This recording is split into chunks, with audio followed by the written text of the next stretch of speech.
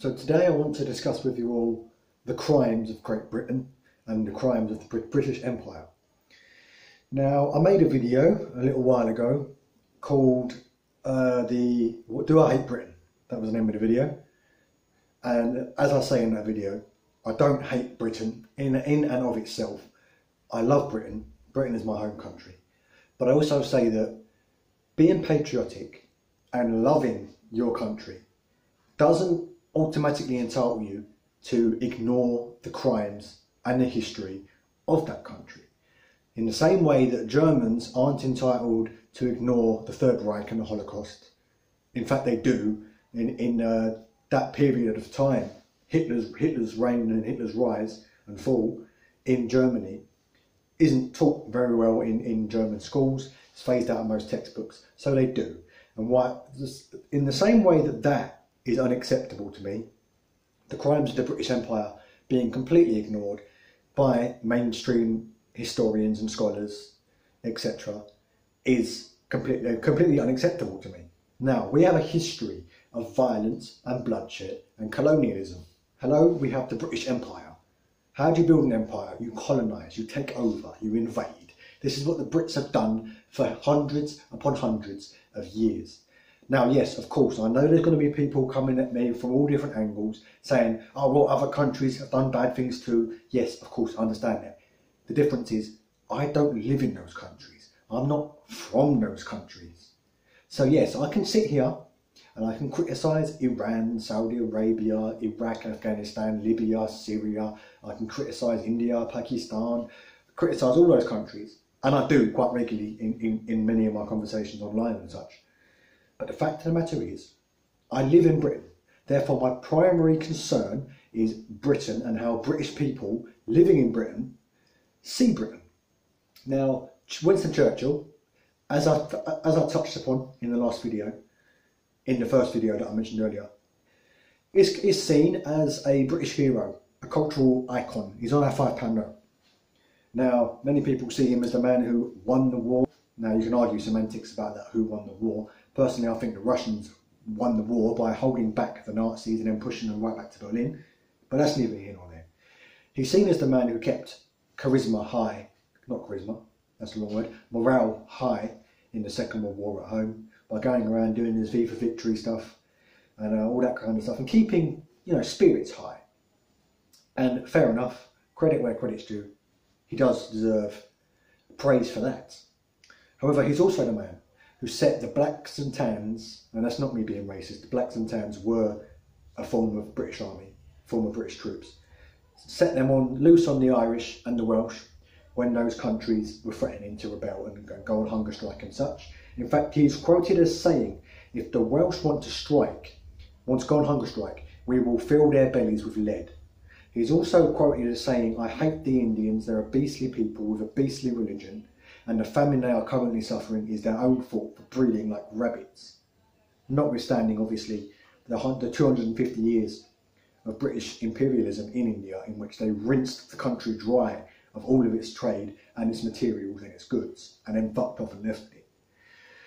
So, Winston Churchill was known to have some very, very bad views, some very, very, hostile views towards foreigners and even towards people written right next door to him, the Irish and the Welsh. So he is not really a man who I want to idolise. Now, that said, that's just one character in British history that you can re-examine. Crimes of the British Empire as a whole, not just Churchill. They were known to have concentration camps. No, not the Nazi March them in and gas them type concentration camps, but concentration camps in their colonies where they would work people to death. They would feed them as bare minimum as possible. They would regularly go in and rape the women and beat the men just for fun. They were forcing men, women and children to sit on poles, forcing the poles up their anuses. They would regularly beat these captives, work them until they died. Disease was rampant. So they literally had concentration camps, or labour camps if you like, if you get picky about the definition of a concentration camp. That's one crime. Another crime, British soldiers, as late as the 1990s, have been known to shoot Irish children in the backs, not in the front, not when they think the kid has a gun, as is the usual argument whenever the police, particularly in America, whenever they shoot a black boy, oh, he had a gun. No, British troops have been known to shoot British troops have been known to shoot Irish kids, little boys and girls of about 12, in the backs as they were running away. And of course the British establishment nicely just glossed this over and ignored it completely. And if and when they did have or do have investigations, they're complete whitewash.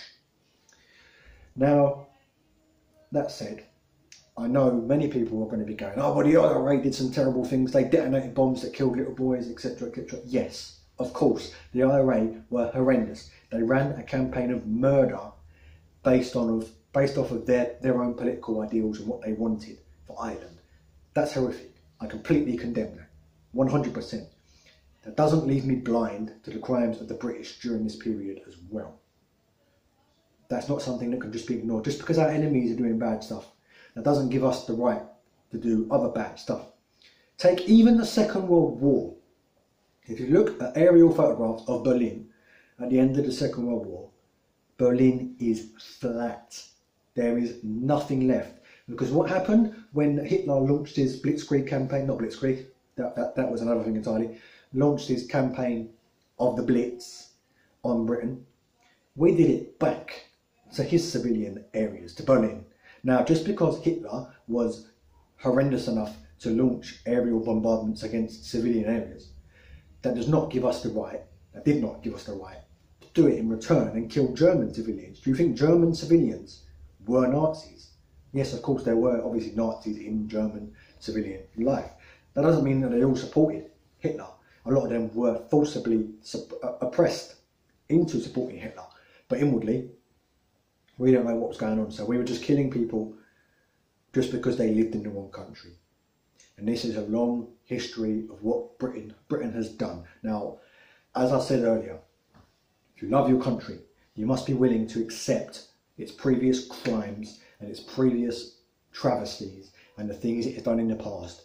And if we don't do that, we will never move forward as a society. We will continue being willfully ignorant to what our country is doing. And it will just go on and on and on. And you will still get these people who shout at me for calling me a traitor and come at me with caps locks online, telling me to move to another country if I don't like it here. Those people will still going as long as we continue not to accept that Britain isn't this angelic island that's full of goodness, and the British government and the British army haven't just been doing noble things for the entirety of their existence. In fact, I'd go as far to say, as I've said before, that the only noble war the British Army ever fought was the Second World War against Hitler and the fascists of the Third Reich.